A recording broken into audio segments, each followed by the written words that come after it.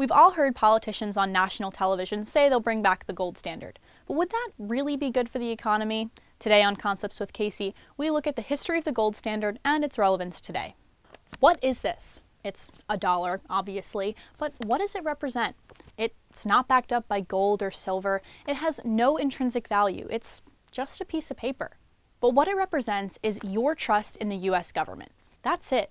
And people all over the world have faith that the US dollar will hold its value. That's why Ecuador, El Salvador, and Zimbabwe all use it. But a US dollar wasn't always just a dollar. Before 1971, it was backed up by gold. The gold standard is when the government decides an ounce of gold is worth a fixed amount of money. That works because the amount of gold in the world doesn't change very quickly. And people think it has intrinsic value, so it's a good commodity to base money on. In theory, the gold standard is attractive because it keeps inflation really low in the long run, but it also makes prices unstable in the short term. So despite calls to bring back the gold standard, most economists agree it wouldn't be good for the economy because the government would have less wiggle room to create policies that alleviate shocks and keep unemployment low. Thanks for joining us this week on Concepts with Kacie. If you have more financial terms you want us to unpack, send me an email.